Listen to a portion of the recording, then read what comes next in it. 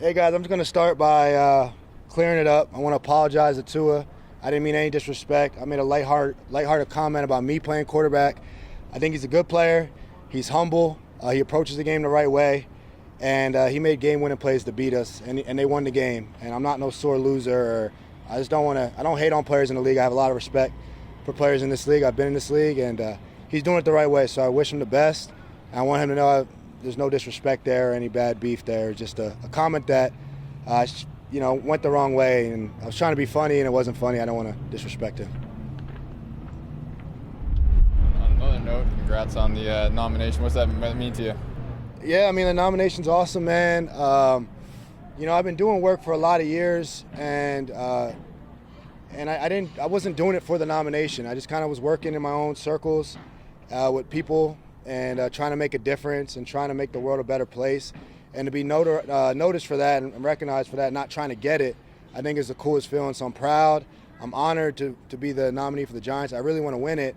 And I really want to win it for, the animal people out there. I mentioned there's a lot of people that do shelter work, volunteer, dedicate their life to that, don't make a lot of money, pet owners. There's a lot of good people out there that love animals. And I'm not sure, but I think I'll be the first person with an animal cause as main cause to win that award. I mean, I do work with kids and police reform as well, but to highlight the animal people, I really want to win it for them and support them and give them notice. How's this trip been going? It's been going well, man. I think it was good to get away, reset our minds a little bit. I think we had a really spirited practice today, 2 hours in the pads, getting after it, having some of their team out here watching us, play at the highest level, and having some kids warm up with us. It's really cool. Giants fans all over the place. We got a great fan base. But it's been a really good week, kind of training camp mentality of just hanging out in the hotel room, watching film, going to the basketball game together, going to dinners together. So it's been really good just to get around the guys and support our guys. How was Daniel at throwing interceptions? Not too good. They're hard to get off him. That's DJ, man. DJ's the ultimate teammate, the ultimate competitor, doing what he can do. And if that's what he can do right now, he throws a great deep ball. And we're going to have to go track it. Justin Herbert has one of the strongest arms I've seen on tape. I mean, his arm talent's ridiculous. He makes field outs, field corner routes. He rolls to the right, throws the ball all the way across the field. And not too many quarterbacks in the league do that, and we don't see that week in and week out. So we definitely need to get to work, and Daniel did a good job of giving us that. Daniel has that type of arm. So we did a good job of, getting a look. But I think Daniel's servicing his teammates. I think great teammates, the way to, describe Daniel Jones. Is it hard to kind of reconcile that he's able to basically physically do everything, but he's still not cleared to? I mean, a lot of people can do a lot of things, but the doctors say you can't take a hit. I mean, that's what the doctors say. I mean, you got to protect. I mean, you got to do what's best for him. And, I mean, I'm not a doctor or anything, but I'm sure when he's cleared for contact, he'll be cleared to go. But if there's harm there, you're talking about a neck, a brain, those type of injuries, those aren't things to play with. What do you think when you hear that, you're playing this team, what kind of passing attack they are, and Keenan Allen might not play, Mike Williams, who knows how that goes? What goes through your head? How do you approach that? I mean, we have to prepare for Keenan Allen to play. I mean, I know Keenan. I've been playing against him for years. My second year in the league as a Patriots, we put Darrelle Revis on Keenan Allen, and that was 8 years ago. And he's been that guy for that many years. I think he's one of the best receivers in the league. It drastically changes whether he plays or not.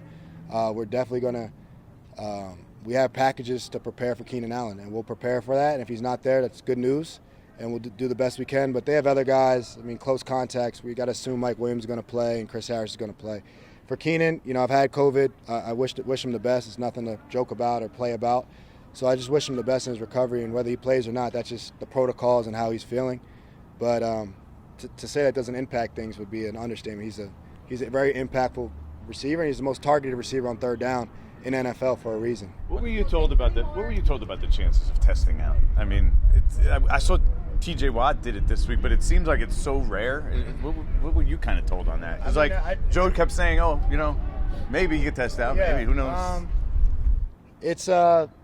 I think it's everything we're all learning about. It's something that we're all learning about, nothing I could prepare for in my career.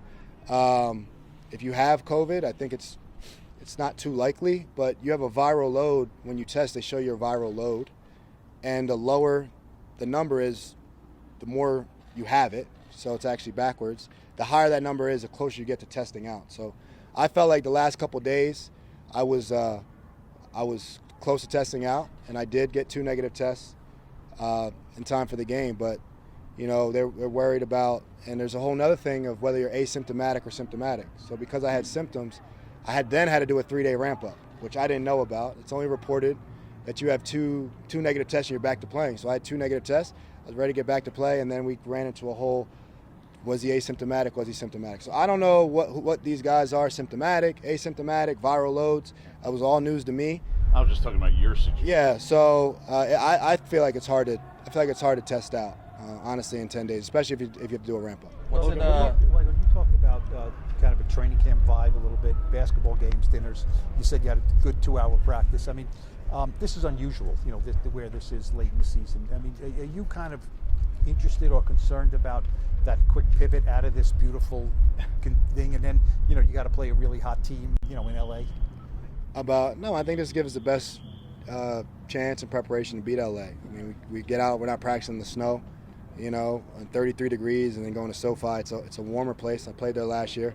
It's like it's a greenhouse. It's really hot on that field, believe it or not, in there. And so I think this gives us the best for good weather and just the time to really adjust the things we need to adjust and make the improvements we need to improve to win the games down the stretch. And I'm familiar with it. The Patriots have done this for years. I've done it all 4 years, and the Patriots have taken a trip out west if you have those type of games and the schedule allows. So it just gives you the best preparation in the weather that we can potentially play in these last 2 games. Logan, what do you think are the best signs of progress in your team and organization? Like, if the wins aren't coming regularly, but what are you seeing as a team leader that things are going in the right direction and you guys are making progress and making strides, like as a defense, as a team?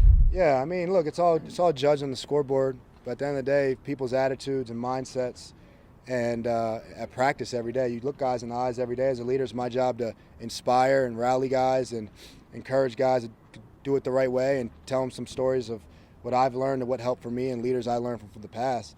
But we talk about this league, it's a players' league, and locker rooms dictate a lot of things in this league. And we just don't have a locker room that's given up. We don't have a locker room that's splintered. We don't have a locker room that's saying, man, what's the point? We got a locker room that's fighting and scratching and clawing.